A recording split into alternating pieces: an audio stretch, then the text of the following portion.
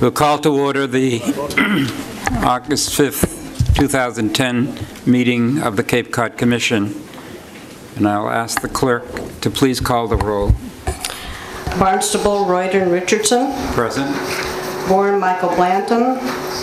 Brewster, Elizabeth Taylor. Present. Chatham, Lynn Pleffner. Dennis, Richard Roy. Present. Eastham, Joy Brookshire. Here. Falmouth, Mario De Gregorio. Harwich, Robert Bradley. Here. Mashpee, Ernest Virgilio. Orleans, Peter Munger. Present. Provincetown, Austin Knight. Sandwich, Joanne O'Keefe. Truro, Peter Graham. Wellfleet, Roger Putnam. Here. Yarmouth, John McCormick Jr. County Commissioner Sheila Lyons. Minority Representative John Harris. Here. Native American Representative Mark Harding. Governor's appointee Herb Olson. Here. We have a quorum. Thank you very much. We want to welcome our newest member from Dennis, Richard Roy. No relationship to Roy Richardson. I imagine we'll have a good time with that name similarity as time goes on. Those of you who were able to see Mr. Roy's qualifications as they were reported in the press realize we have a very talented and impressive new member, and we extend to you a very warm welcome. Thank you. You have a minute if you'd like to say anything more than thank you. Well, my wife and I recently moved back to Cape Cod in December of '07. But Microphone, please. My wife and I moved back to Cape Cod in December of '07, but I grew up on the Cape. I spent my first 23 summers in Dennis, and I currently have a house that my grandfather bought in 1911. He lived there his whole life, and my grandmother came from Hyannis Port. I attended Worcester Polytechnic Institute in Worcester, Mass. I'm a civil engineer. My coursework was in city planning and public works, and I had a 36-year career with the Philadelphia Water Department. I started out as a graduate engineer and then ended my career as the commissioner of the department there. Thank you very much. Next will be public comment. Anybody wishing to make a comment on anything other than what's on the agenda? Seeing none, we'll go on to the Executive Director's report. Thank you, Mr. Chairman. I just want to start off letting members of the audience know we have some wind minimum performance standards on the agenda today. We won't be taking that up. The Planning Committee didn't have a quorum when they met earlier in the week, and there was a sense of urgency around some of these regulations that was tied in with the wind siding reform legislation that was going through the State House. That did not pass, so that has not happened yet, so there's less of a sense of urgency. So we've put off that discussion, so that I would invite people to that want to comment on that to come to the Planning Committee meeting on the 16th, and we'll have that discussion again. We also met, the Ocean DCPC met last week. It was a kickoff of the Policy Committee meeting on July 29th in Harwich. We had a good meeting, and that process was a very aggressive process. It'll be happening over the next 12 months. Will continue, but there's some interesting things that will come out of that discussion involving determining the appropriate scale for offshore community wind projects in state waters. Additionally, on Tuesday of this week, I believe the Secretary of Mass Department of Transportation, Jeff Mullen, came down for a visit at the RTA. Had an opportunity to meet with him and discuss several important transportation projects. Primarily, three issues that we have is the canal area study and the Tiger II grant that we're working with the town of Bourne, the Army Corps of Engineers, and the RTA on to look at planning for the bridges and the ancillary roads around the bridges.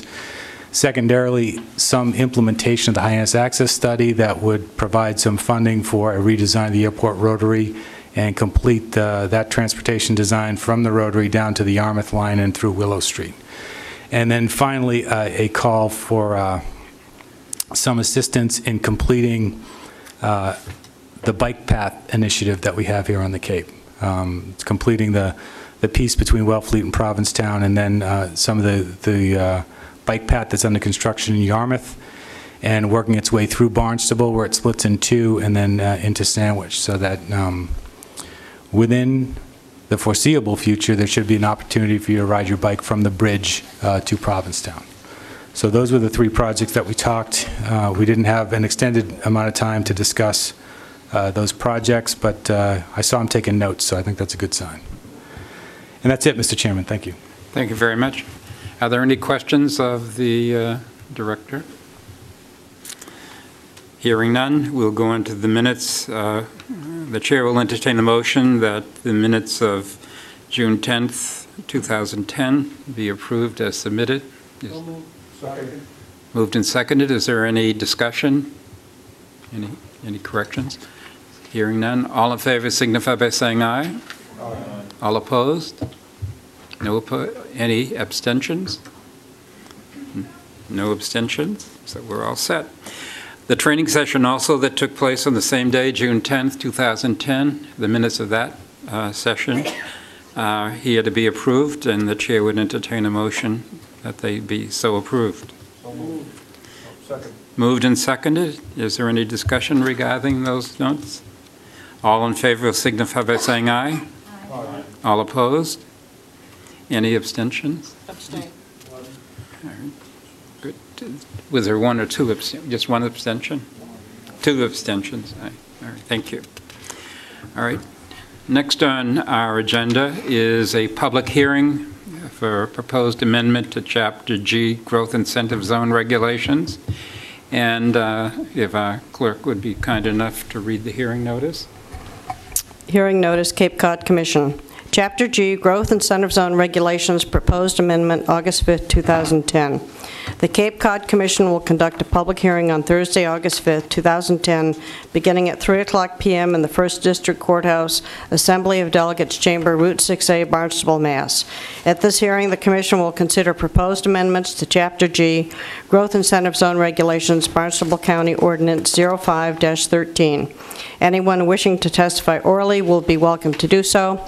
Written comments may also be submitted at the hearing or delivered or mailed to the Cape Cod Commission, P.O. Box 226, 3225 Main Street, Barnstable, Mass. 02630 for receipt on or before the date of the hearing.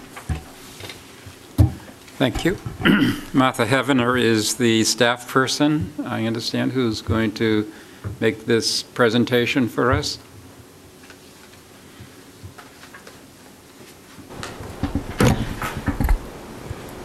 Thank you. I'm Martha Hevenor, Commission Planner.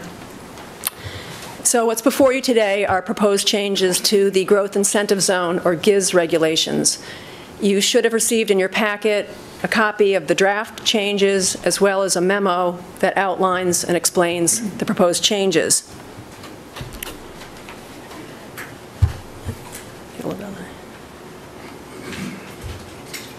First, you'll have to bear with me due to a technical glitch. The header of the slide isn't showing, so just bear with me on that as I guess what each slide is going to be about. In terms of the discussion today, the regulations, as you know from looking through the draft, are fairly dry, so I'm going to keep my presentation fairly short. I'll begin by spending a couple minutes on background on the Growth Incentive Zone, or GIZ regulations, talk about their purpose and how they work. And then I'll go through the main proposed revisions. I should note also before I get started that the Regulatory Committee reviewed the draft and recommended approval by the full Commission. I also wanted to note that following approval of the regulation revisions, we do intend to develop a technical bulletin to provide guidelines on how to follow the regulations. And I believe that the technical bulletin would cover not only the Growth Incentive Zone regulations, but also something that the Commission recently approved, the Chapter H flexible threshold regulations. So in terms of background, The growth incentive zone regulations were adopted by ordinance in 2005. And what the regulations did was create a process for towns to enhance their downtown areas and other existing commercial nodes by providing compact mixed-use development that would be served by adequate infrastructure. Oops.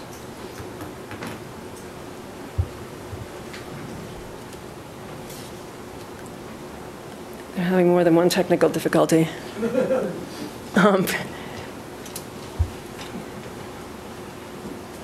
Well, you learn by doing, I guess.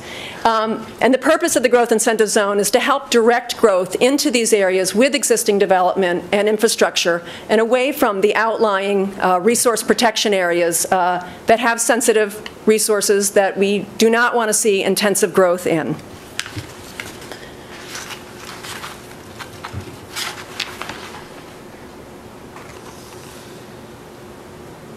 So in terms of how the growth incentive zone regulations work, or their mechanics, they're intended to encourage development inside the growth incentive zone. And there are a few mechanisms that help do this.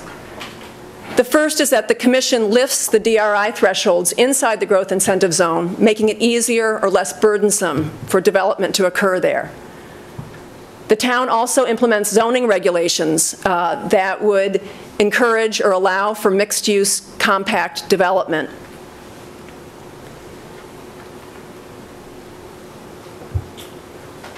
The town also would mitigate the impacts from that additional growth inside the zone by providing infrastructure. Oops. Well,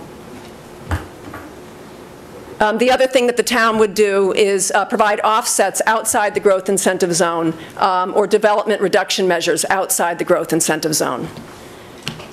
We have two existing growth incentive zones on the Cape. The first is in downtown Hyannis. And this was approved, it was the first growth incentive zone. It was approved a few years ago. I am not that familiar with what's happened since it's been designated, but other staff, or certainly Paul, could tell you more about the success of that. The other growth incentive zone is in Yarmouth. And this is a little bit different from the Hyannis growth incentive zone. This growth incentive zone covers only the motel properties along a stretch of Route 28 in Yarmouth. So, as I noted before, the headings are missing, but that heading would read a summary of the proposed revisions and the main areas for the revisions. And these cover three areas. That is the eligibility requirements for a GIZ, the DRI threshold modifications, and also the offset provisions. So to begin, in terms of the changes to the eligibility requirements, when the growth incentive zone regulations were adopted in 2005, we didn't have the regional land use vision map. We now do, and we want to tie the growth incentive regulations, growth incentive zone regulations, to the land use vision map. So we've added a requirement that says that only areas designated as economic centers on the map can qualify for a growth incentive zone. In terms of the changing of the DRI threshold section, in the existing regulations, there are two different types of threshold modifications that a town can choose for its growth incentive zone. One is what we call an adjusted DRI threshold modification, and this is one that whereby a town would choose say just one DRI threshold or one type of development threshold to alter. The other is called the cumulative DRI threshold, and this is a threshold that allows a town to set a cap on a certain amount of development that could go forward in the growth incentive zone without going through commission review. In our changes, our proposed changes, we've eliminated that adjusted DRI threshold because that is now covered by the Chapter H flexible DRI regulations, which the Commission recently approved. So it's no longer necessary, and there is another mechanism to deal with that type of threshold modification. In terms of the changes to the offset section, it actually looks more extensive than it is. there's a lot of strikeout, and it looks like a lot more additions. Part of that is due to our moving around some of the sections, the order that they came in. And the main purpose of the changes to the offset section is, one, to clarify some of the vagueness that was left in the original regulations. Over the years, questions have come up about how certain sections' requirements of the offsets would be interpreted. So we're trying to clarify that. The other purpose behind the changes, the proposed changes, is to help towns meet the offset requirements.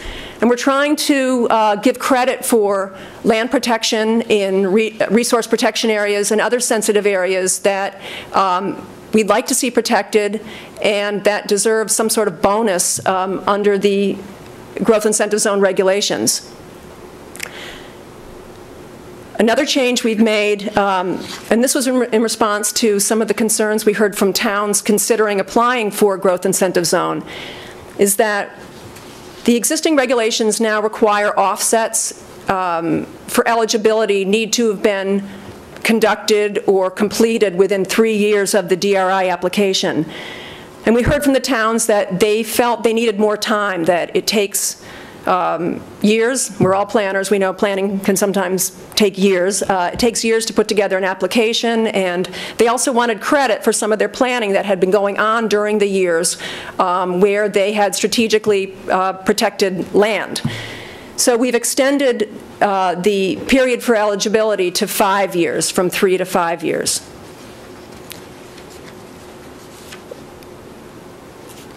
We've also spelled out and identified exactly what the offset actions are. And again, this is primarily a clarification, although we've also added a new offset action. The offset actions are open space provision, undevelopment, DRI threshold reduction, and downzoning. And we added the DRI threshold reduction. Of course, these would be all done outside the growth incentive zone, as another mechanism to help steer growth into the growth incentive zone and discourage it from locating outside. And I would add that we also feel that these are other actions that a town can take besides actually purchasing land and acquiring land. As I said that once, that these are things that are free, and I was told that there's nothing that's free, but these are not going to cost the town funds. We also added a table, it's called an offset table, that sets forth the ranking and the priority of the various offset actions. And a significant piece of the whole offset provision is, in the revisions, is that we've added a multiplier. It's called the offset multiplier. And this is a factor that increases the value of a particular offset. And you'll see that the highest offset, the multiplier value, is for open space provision inside a resource protection area.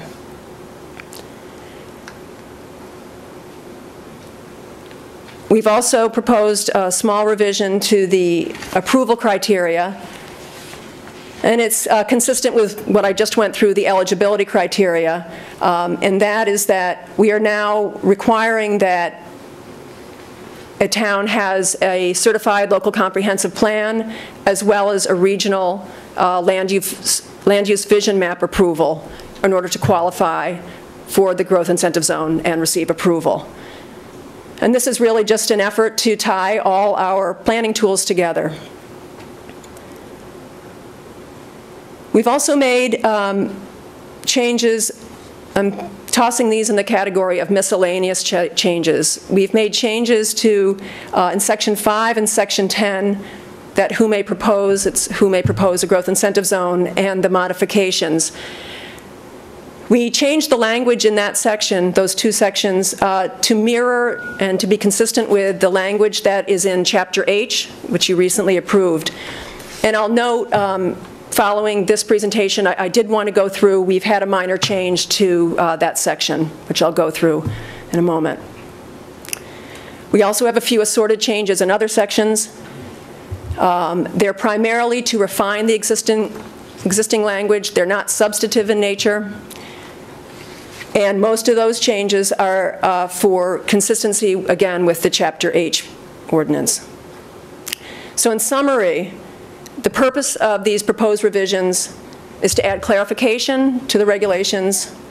It's also to support the regional policy plan, the land use vision map, local comprehensive planning, and a map or resource-based planning approach, bringing all these tools together.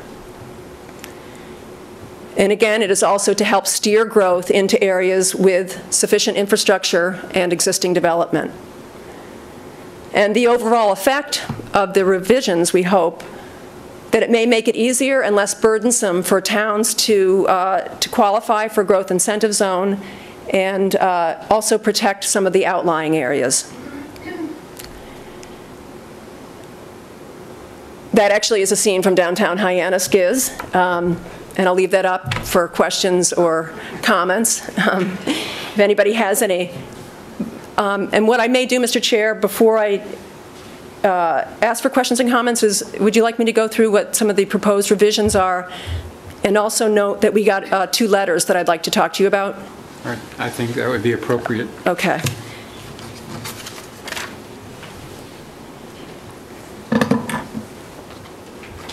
I should note that's not a live bear, in case anybody's concerned.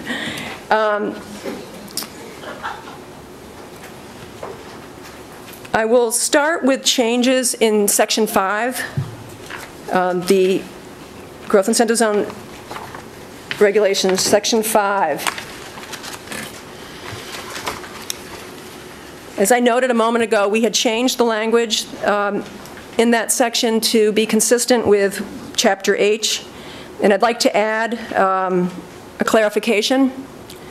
So if you follow with me, what I would like to do is insert after the word council a parens and the words through the application of the town manager, close parens, so that that sentence would now read,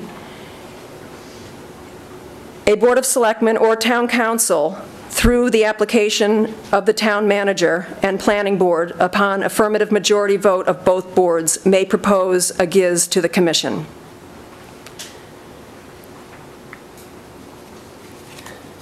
I have another change. Yes. This document. Microphone, please. Would you like me to point out what page we're on? Or? It's on page 20. It's on page 20? Yes. Or what's called page 20. It's probably about 4 pages into it. I was way off by 20 pages. Page 20. Thank you. Okay. Thank you, I appreciate that. Sure. And another change is on section, for section 9, and that's on page 22.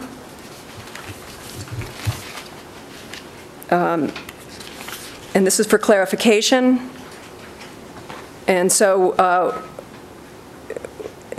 what I would propose is that at the end of the word GIZ, it's the end of the first sentence, so the first sentence would read, the Board of Selectmen shall determine by majority vote whether to require town meeting, and I would strike town council, so town meeting approval of the proposed GIZ, period, and add a sentence, the town council shall consider approval by majority vote, period.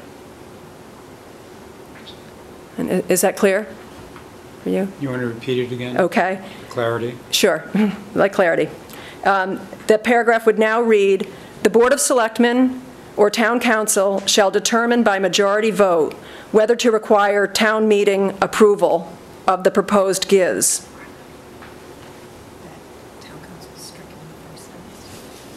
Oh, excuse me, that's right. One more time. The Board of Selectmen shall determine by majority vote whether to require town meeting approval of the proposed GIZ, period. The Town Council shall consider approval by majority vote. And then the rest reads as is, the town shall forward the written record, ... Good. Okay? Any questions on that? Okay. Thank you. So next,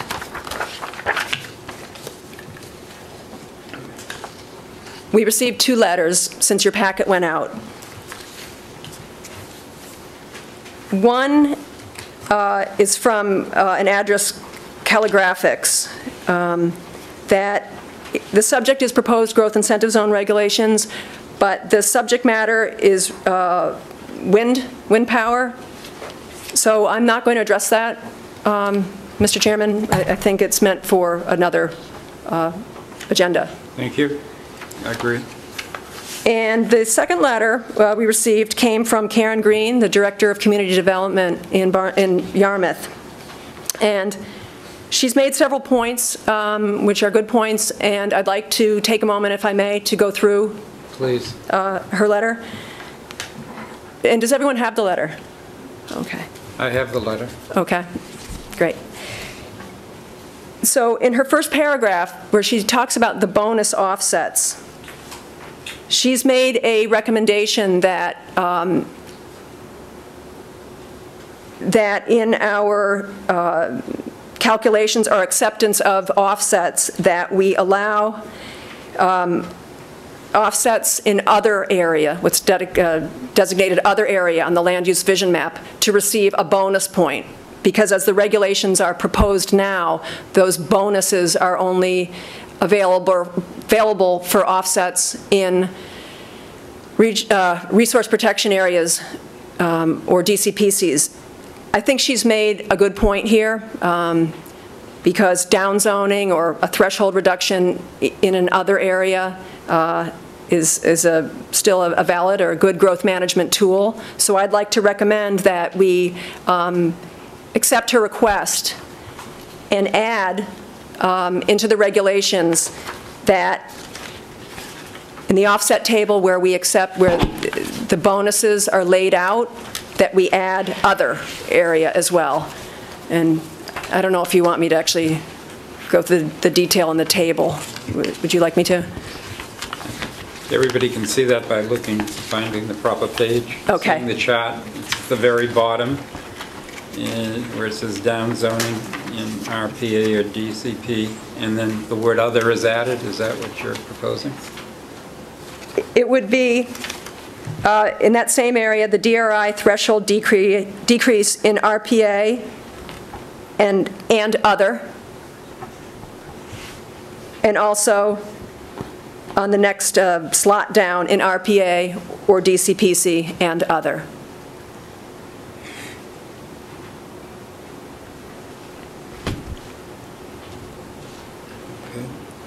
Okay. Her next point, next bullet, essentially is asking a question about how much area would need to be provided, downzoned, or a decrease in a threshold to be counted as an offset. And I would respond to that by saying that we will address that in the technical bulletin. The required area for the downzoning or the threshold decrease would be proportionate to the area of the GIZ and also the development potential of that area. And we will address that in the technical bulletin. So I think she's asking for clarification. Thank you. The next bullet is a comment that, a concern that under the revisions, the regulations may not be as flexible as the existing regulations that allowed the current type of growth incentive zone that's in Yarmouth now. And I would actually say that what we've done is provide another mechanism to allow for the type of growth incentive zone that's in Yarmouth today. So we've created another mechanism. So she's right, it wouldn't be allowed under this type of growth incentive zone. In fact, it isn't necessary. We're trying to make it easier. We provided another avenue for the town to seek that type of growth incentive zone. Her next bulleted point is a question about whether the growth incentive zone needs to be well, a statement that it does need to be a contiguous area, and would it be possible to have the GIZ without modifying that town's land use vision map? And I would say yes, it is.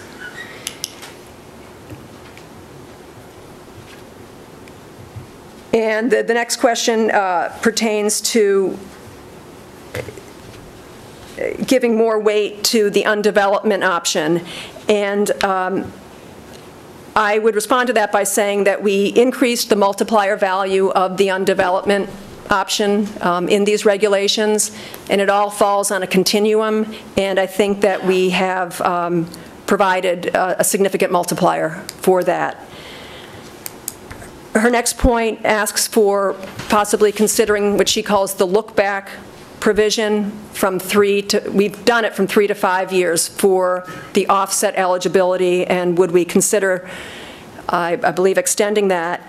And I would say that we extended it to 5 years in response to the town's requests, and that I think it's important to note that under the proposed revisions, there are other avenues that a town can pursue for its offsets other than outright land acquisition. We've provided a mechanism for towns to, as I said before, reduce their DRI thresholds and also downzone. So I think that there are enough options available that it wouldn't require an extension of that eligibility period for the offsets. That's all I have on that letter. And I actually have one more thing. I forgot to note that when you looked at the regulations, or when you look at the regulations, you'll see that the growth incentive zone application somehow got included as part of the regulations, and we would like to get that out of the regulations, which would be consistent with how all our other regulations work. The application form is not part of the regulation. So I would just ask you to allow us to sever that. And that's all I have. Thank you. Thank you very much. Anybody? You're the staff spokesperson, so. Unless anybody else wants to jump in. Yeah, okay. There are no jumpers, okay. Any questions or comments from members of the commission? Elizabeth? On page 23, when you have section 10, don't you need to add something after town council in the first line, through application of the town manager? Isn't that essentially the same type of thing as you changed in who may propose? Because if they're going to modify it, doesn't that take an application? I would agree that you should carry that change forward here too. Yeah. Further comments, questions? Yeah, I had one more question.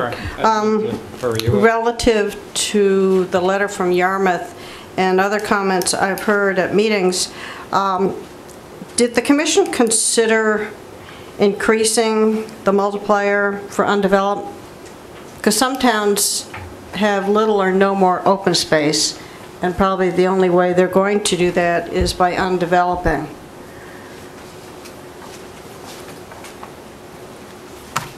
So Well, did you consider making it closer to what you get for open space provisions?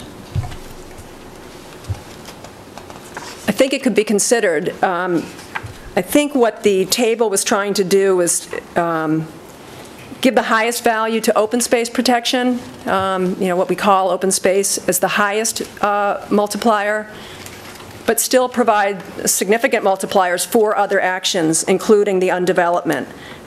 You'll see the difference really isn't that much. The multiplier for, the highest multiplier one can get is 4, and that's for open space provision. And for undevelopment, it's 3.5 in a DCPC or 3 in an RPA. So there isn't that much difference, actually. And with the bonus provisions, one can actually achieve more. So I'd leave that to the commission to discuss. Thank you.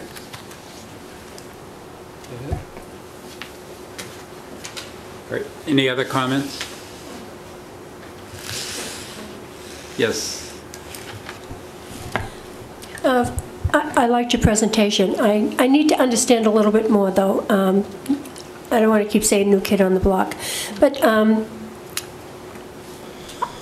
I understand the technical information, but I was wondering if you could give me an example of why a town would like to move forward, or how I can use it to represent the town of Sandwich, where we have some open space or golden triangle. Just help me work that out and wrap myself around it in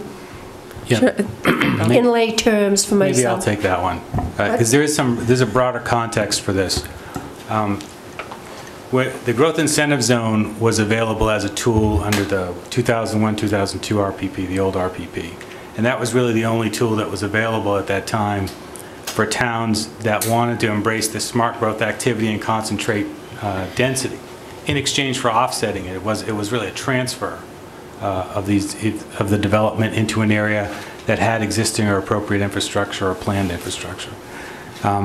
Since then, we have a new RPP, 2008 RPP, and in that RPP, it anticipated that kind of activity Cape-wide and trying to sort of drive development to those areas where there was appropriate infrastructure, adequate infrastructure.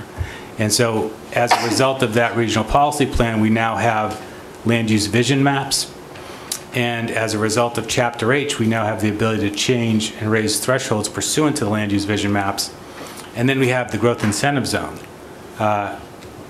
So you have a land use vision map, you get that has some impact on driving development where you'd like it. You have the raised thresholds, that has some ability to drive development there too, but the raised thresholds are only going to get you bigger buildings because you're raising the square footage threshold. The growth incentive zone has the ability to provide cumulative relief so that instead of being able to build 30,000 square foot buildings instead of 10,000 square foot buildings, you'd be able to, we would give a town, for instance, how we did in Hyannis, 600 units of residential development and 500,000 square feet of commercial development. And so there's a lot more control and flexibility by the towns in these growth incentive zones. And there's a lot more required on the other side as far as infrastructure improvements and promises to make infrastructure improvements. But it's a way that the towns can now take the infrastructure burden, which through the DRI process would normally be put on the developer. The town takes it on themselves, and now they can provide an incentive for folks to come in there. So that's how all three of them work. So really it was the old RPP and the GIZ, and then the new RPP that learned from that and evolved, producing the land use vision maps, Chapter H and raised thresholds. But now we have the old GIZ regulations, which need to be updated at this point to account for the new tools we have in the land use vision maps and Chapter H in order to provide that cumulative relief to towns. And it really is sort of an incremental approach. That's why the burdens for application and approval of land use vision maps are less. You can either have a Board of Selectmen or a planning board do that. Then when you get into raised thresholds, that's a more serious issue that impacts on our regulations. So the Commission really wanted to make sure that planning boards and boards of selectmen were on board at the same time, so they were requiring a majority vote of both of those entities. And now the growth incentive zone, which goes even further in that direction, which required some of the changes that you saw up there to be consistent with that approach in Chapter H, so that the land use vision map, Chapter H and raised thresholds, and the growth incentive zone are all consistent with each other, which are in turn consistent with the RPP, which is in turn consistent with the local LCPs.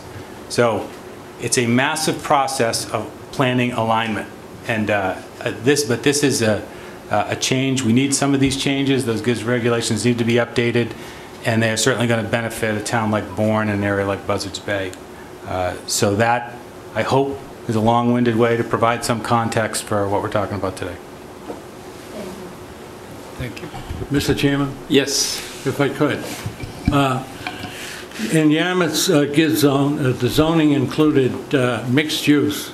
As far as the offsets are concerned, I assume that the one section that has commercial would fall under the commercial offsets, and the second section would fall under the residential. Well, first, just to take a step back, the GIZ in Yarmouth was approved. It did not need to provide any offsets. Under the regulations at the time, it was found that it wasn't adding trips, or the development potential would not be adding additional trips or water usage, so there were no offsets required for that GIZ.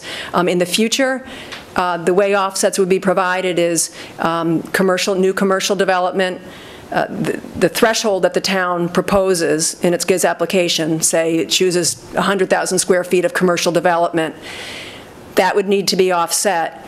How it is actually developed inside the growth incentive zone, whether it's in mixed use or as a standalone, that doesn't affect how the offset is provided. The offset's provided, each category is provided separately. Thank you. And the reason is to let towns develop their GIZs as they happen. Because sometimes at the time of application, one doesn't know how the development is actually going to proceed. Thank you. One follow-up question. In Yarmouth zoning, in the mixed use, they included a fairly substantial affordable housing component. Do you think that affordable housing might be included in an offset? Would that, I mean, we're talking about real estate mostly, but would consideration be in the future maybe some consideration for an affordable housing component? Well, the growth incentive zone regulations themselves require a mix of housing types, so including affordable. That would also be consistent with whatever the town's zoning is. So that would be provided as part of the design, if you will, of the growth incentive zone, not something that's provided in an offset. And the terms get, I know people, they get confused sometimes, I think, and the regulations are complex, but the growth incentive zone does have a provision really in it to ensure that there is affordable housing. And also, if a town has affordable housing provision in its zoning, that would be part of the growth incentive zone. Thank you again. Thanks. Other questions or comments? Hearing none. Are we ready to vote? Somebody needs to go. Who cares? No. Members of the public, please. Thank you. I know it's late in the day. For me, that's a very significant omission. Thank you very much. Pleasure to be here. My name is John Lippman. I'm the manager of Lippman Development Strategies in Brewster, and I'm working as a consultant to the town of Bourne. I just want to go over a few things. What I'd like to do first is just hand out one amendment that we're proposing for this that may be of some use to you. So let me do that.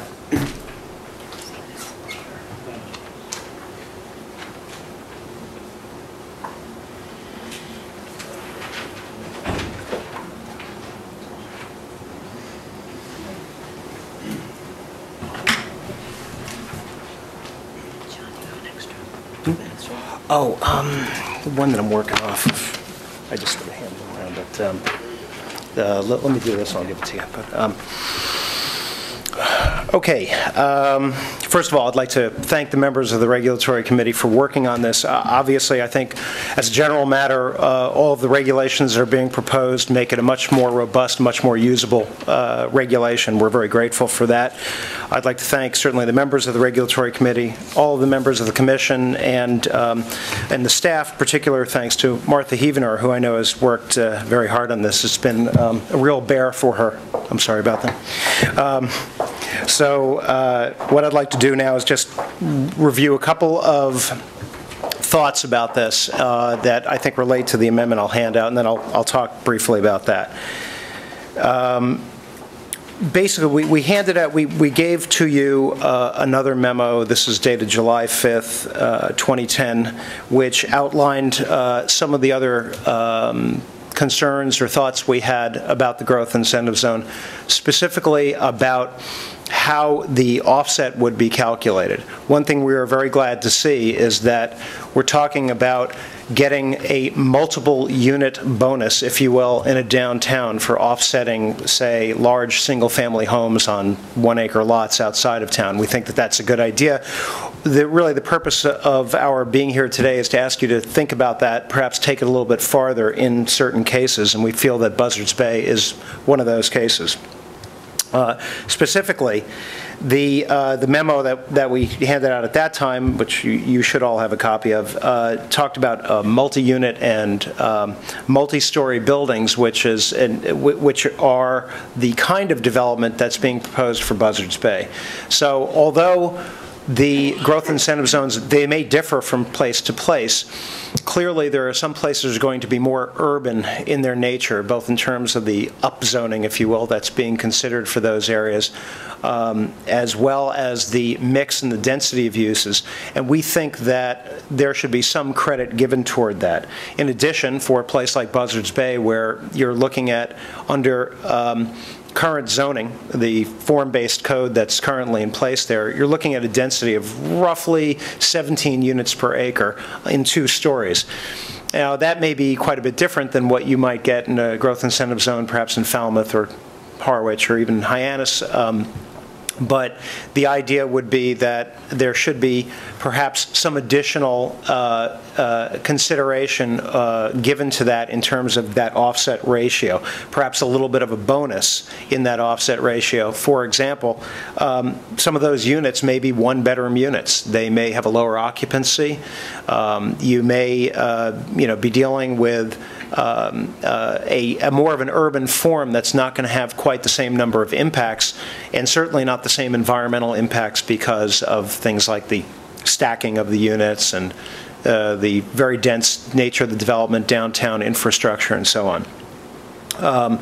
And of course, the last piece that we sort of talked about in previous discussions with the Commission is the idea that this is development that's also occurring on the north side of the canal.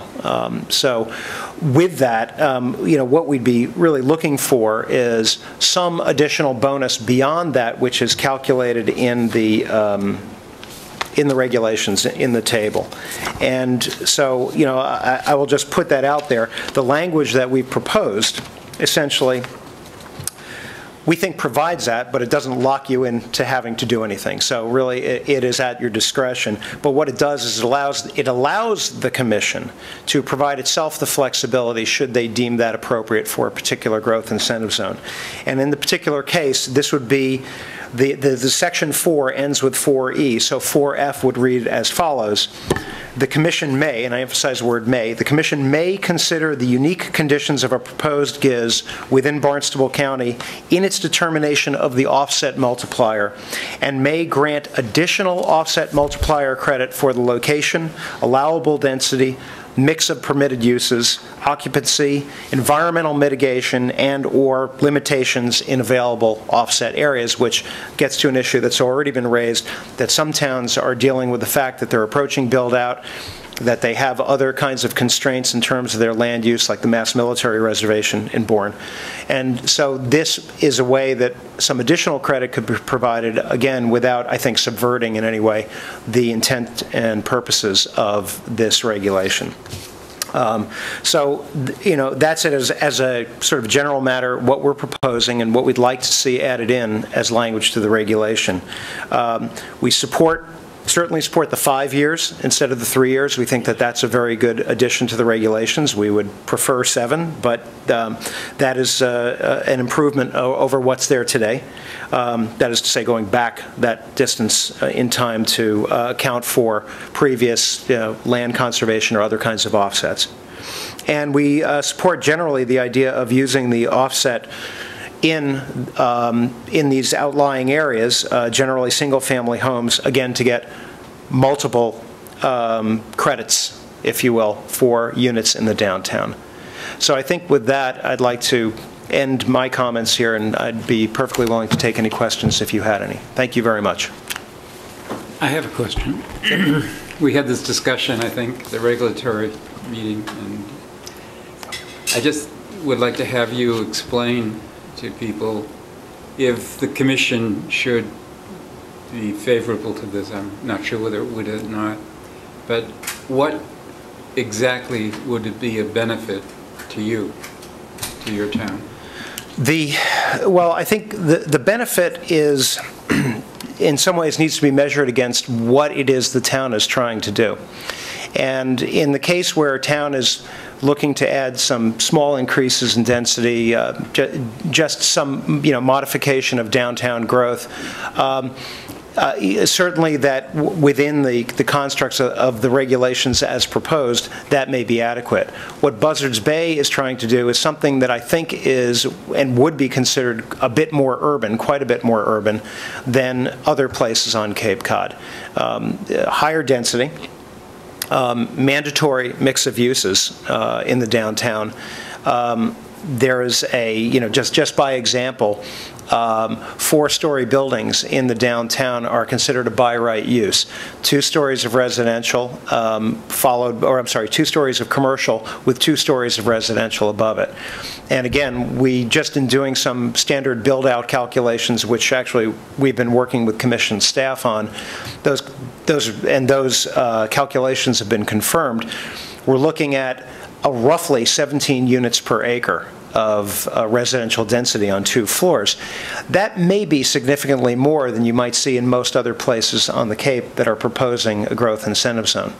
And so what we're simply saying is, when you sit down and do the math, as well as looking at the outlying open space, what the cost of it is, and how much there is available to a place like Bourne, what you begin to see is that a density at sort of a 4 to 1, which is what the regulations would allow, that it may need to be higher for a place like Bourne, Buzzards Bay in particular.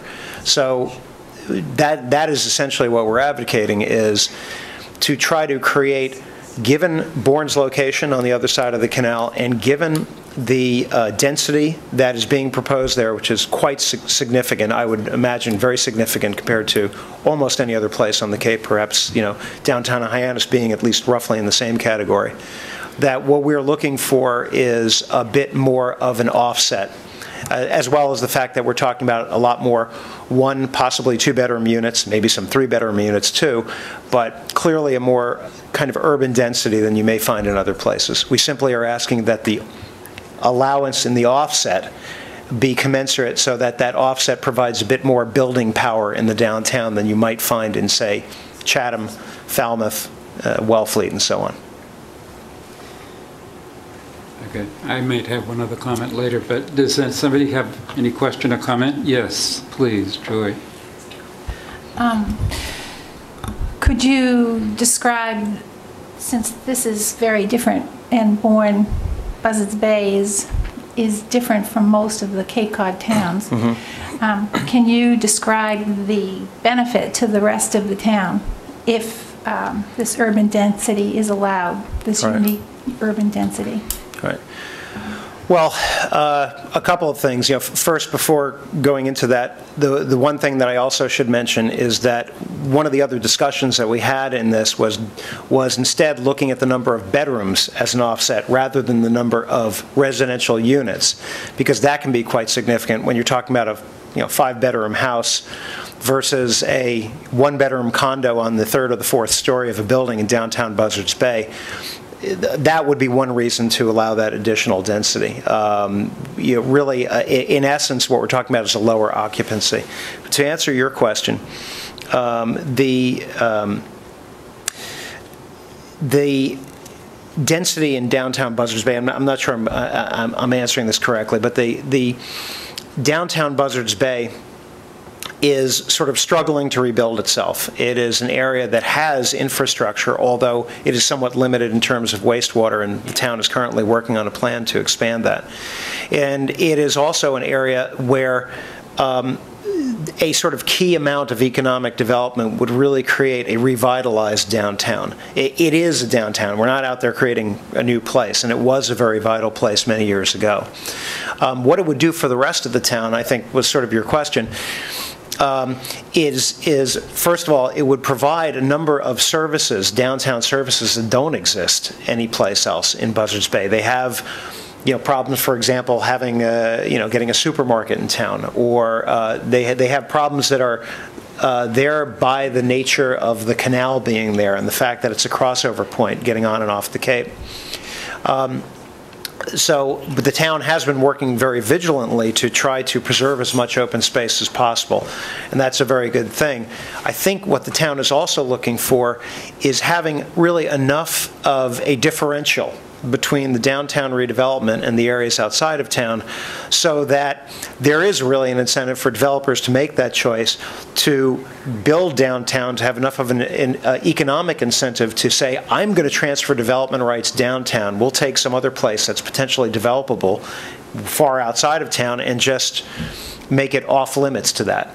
And that, you really need some incentive to do that. You know, given some of the difficulties that the town faces in terms of transportation, the fact that the town is separated by the canal, the fact that it is a border town to the rest of Massachusetts, which doesn't have Cape Cod Commission regulations in place. There are a number of things that make it unique. And the other thing that makes it unique, of course, is the very urban density that's being proposed here. That, in essence, is why this proposal has come forward. Is just a way of recognizing, without forcing anyone's hand, just a way of allowing the commission to determine on its own that there ought to be some additional benefit given to a place like Buzzards Bay without having to do so. Yes. I just one follow-up thing in terms of the commission's concern about community character. How have you addressed that? Well, community character really has in my mind, two aspects to it. One aspect is are the places that you want to protect and preserve and keep in a more, traditional setting or natural setting, and that's, I think, somewhat self-evident. I think that many towns are struggling in many different ways to try to maintain that. The other piece of it, however, is an urban character that, in my mind, has been lost in Buzzards Bay. That is also part of our heritage here on the Cape. Sustaining, or in the case of Buzzards Bay, recreating that urban downtown form, that walkable, livable, inviting form that makes you, that allows you to be in an urban place but still understand that this is Cape Cod, and have a feel that combines that downtown experience with protection of outlying resources. And that, in my mind, is how is really at the heart of your regional policy plan, is the idea that you really have both places and not instead this kind of sprawl environment which we're all sort of fighting to push out of the way. So that would be it. Good. Do you have something else? No. Yes. Thank you, Mr. Chairman. I have public speaking right now. Just a minute. Excuse me. Go ahead. Sally Riggs, please. Thank you. I'm Sally Riggs of the Bourne Financial Development Corporation, and I would like to just provide a slightly different perspective on the question about the benefits of growth incentive zone for Bourne specifically. The tax base in the town of Bourne, 10% of the taxes come from the commercial sector, and 90% come from the residents. That's a very, very small percent. And I don't know what it is for the other towns on the Cape, but if you look, certainly if you look beyond the Cape, you see towns that have anywhere from 20 to 30 to 50, 60% of the taxes coming from the commercial sector. The impact of that is that there's a greater burden on the residents. What Bourne is trying to do is to increase that commercial sector, and it's trying to do it in an area that, as John has said, is already a downtown, is already a developed area. It is trying to redevelop that.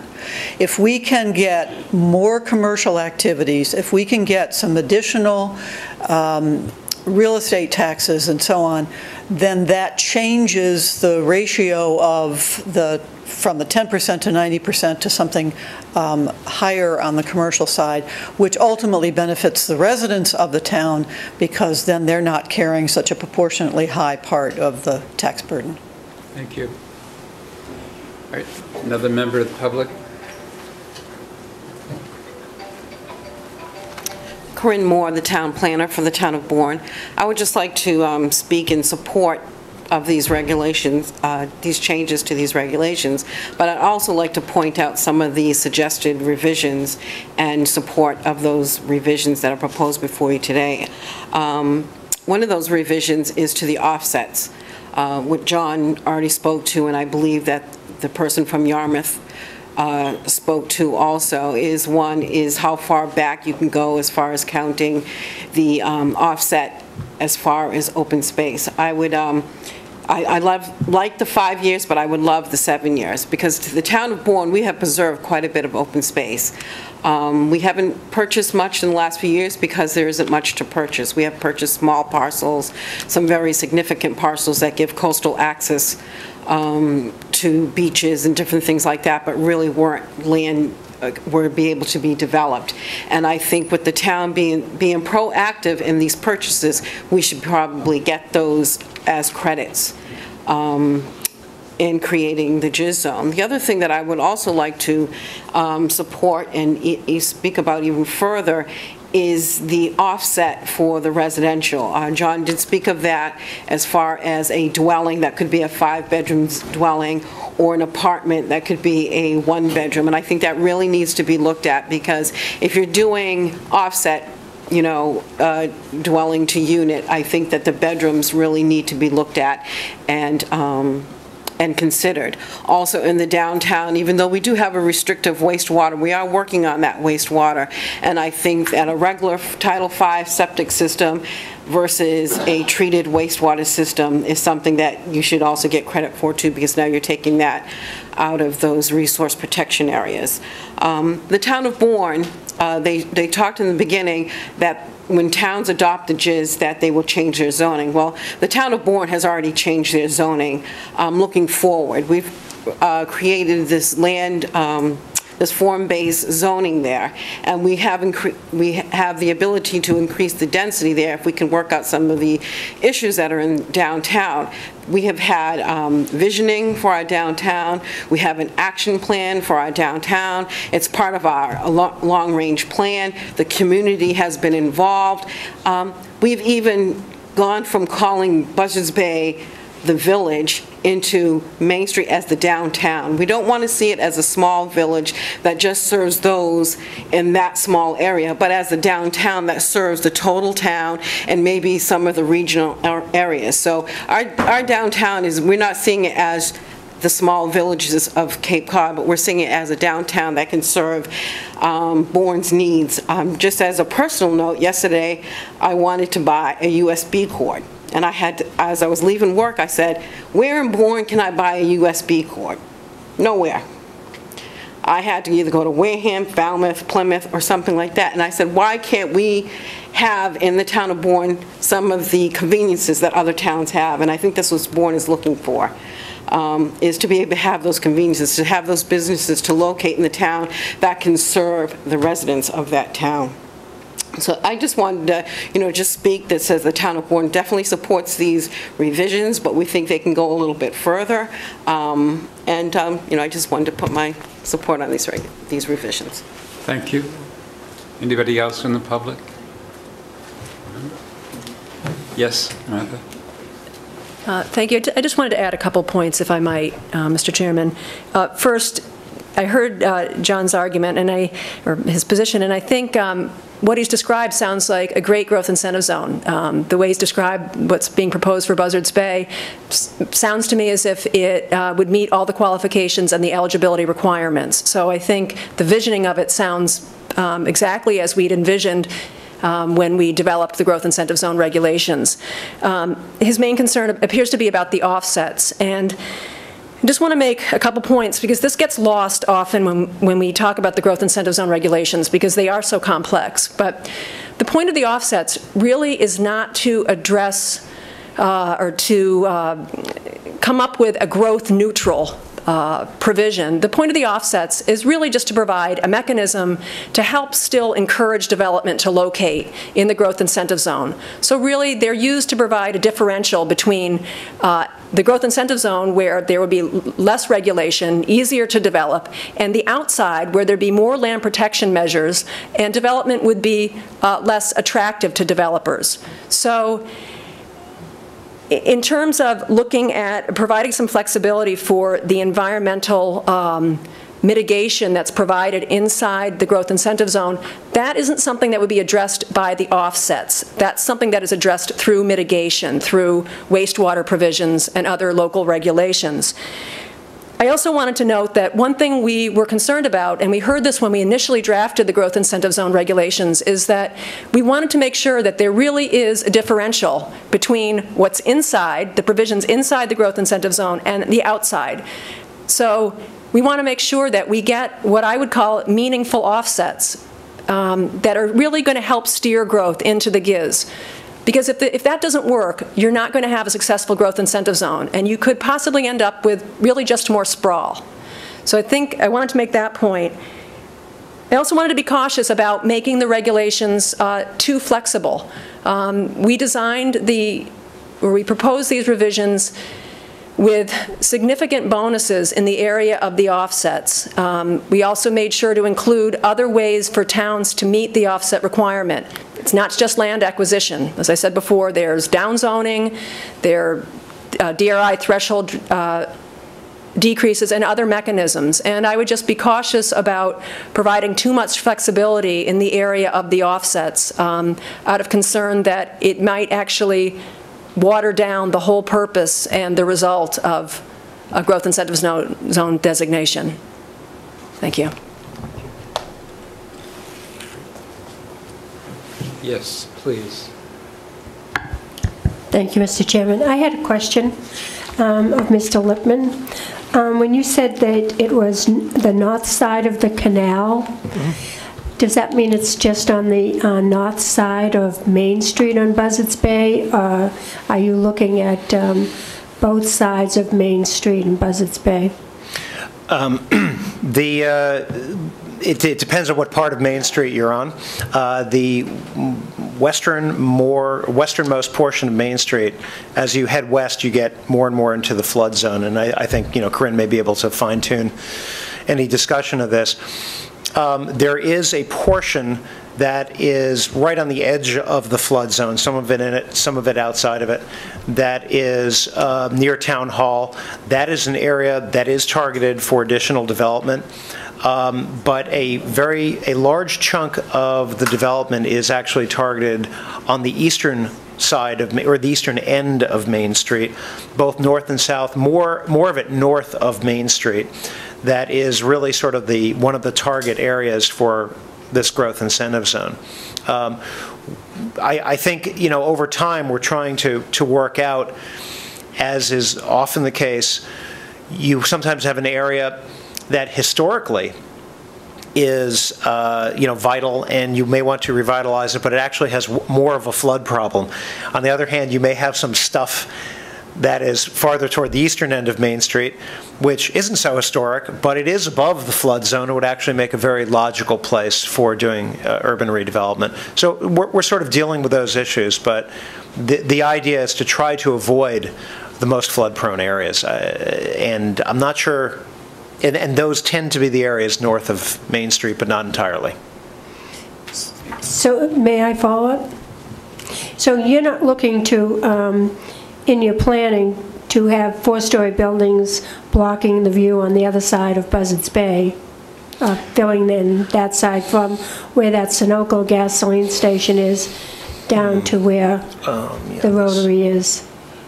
You're gonna. There is. Oh boy, I wish I had a map with me. There is an area.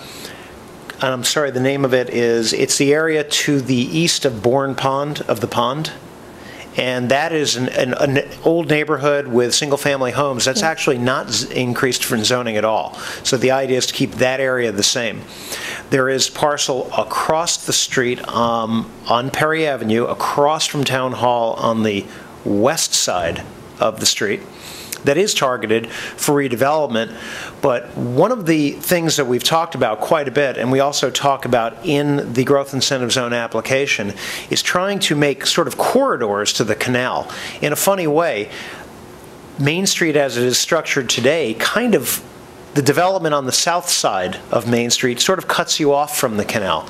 And so one of the ideas is to actually try to create north-south connections. For those of you who aren't as familiar, this would be areas that would go from the north side across Main Street to the south side and connect with the canal, which runs parallel to Main Street, in essence, so that there is more of a sense for people in the downtown to realize that they have access to the canal and to make those connections. So there's an attempt to do that, not to wall it off or cut it off with tall buildings, but actually to use reconstruction as an incentive to bring people toward the canal. Thank you. Thank you. And thank you. Any other comments or questions? All right.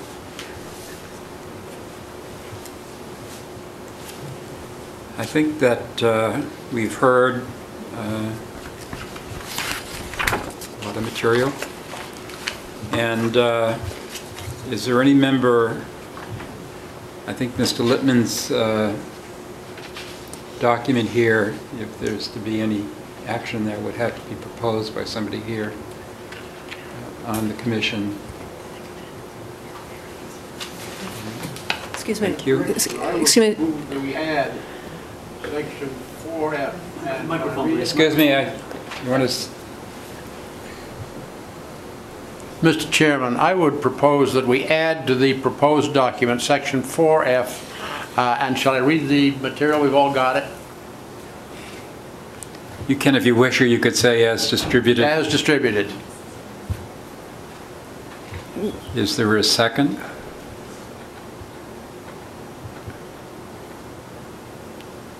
Hearing no second, it doesn't carry. Mr. Director.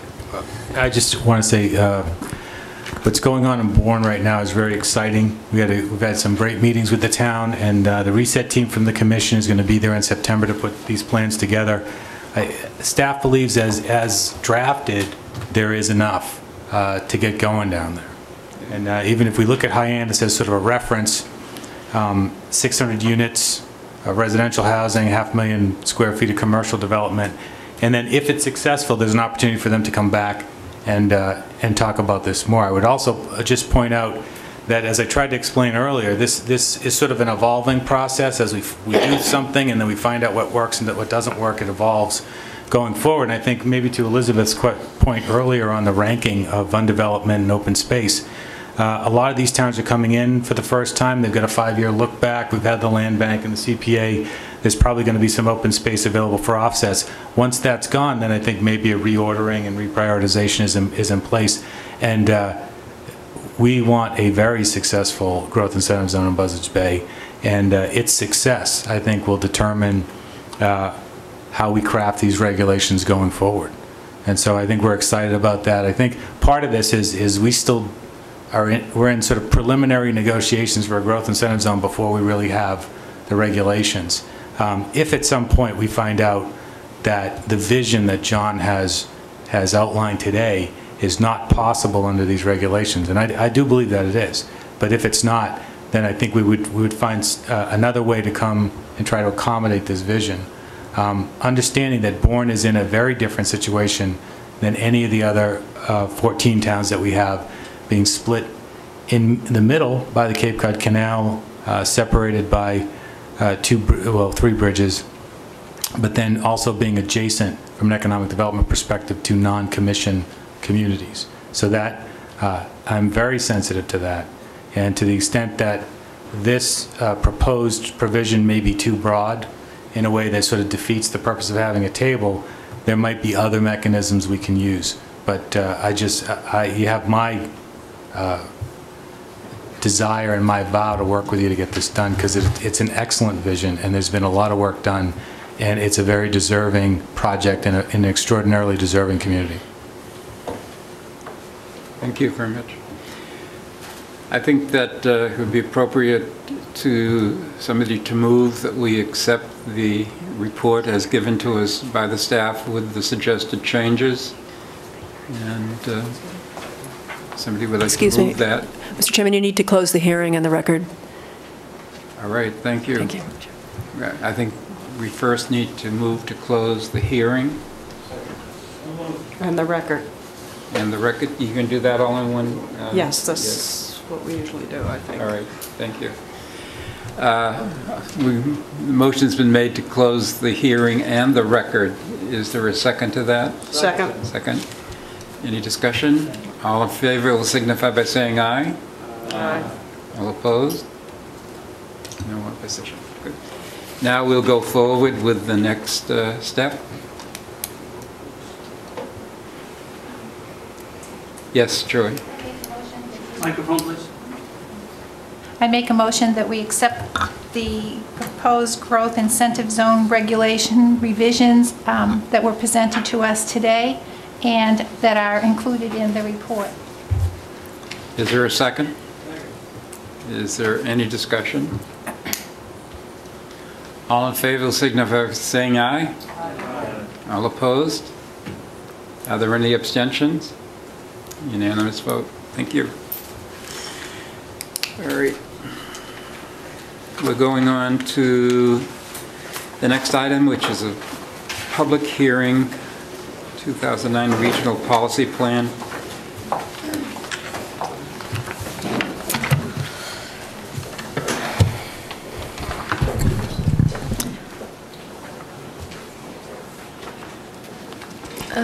Good afternoon, Mr. Chair.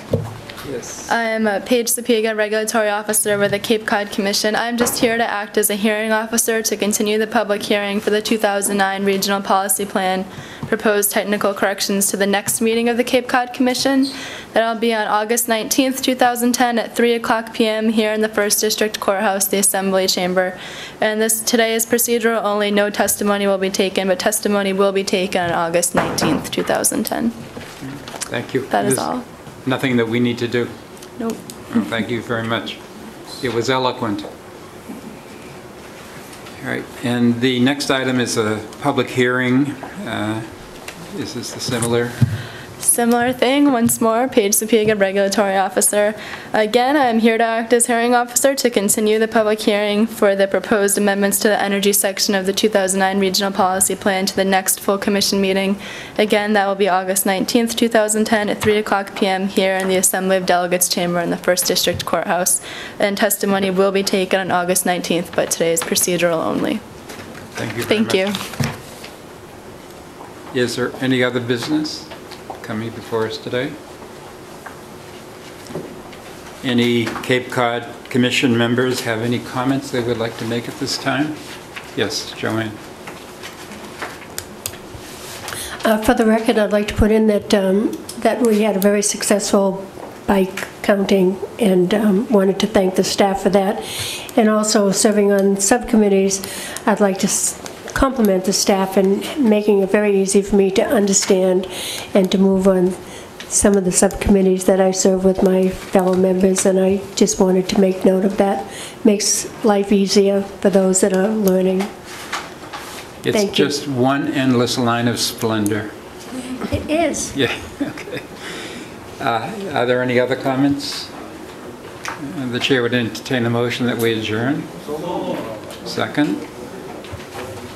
Somebody seconded, I'm sure. All in favor, say aye. Aye. The meeting's adjourned.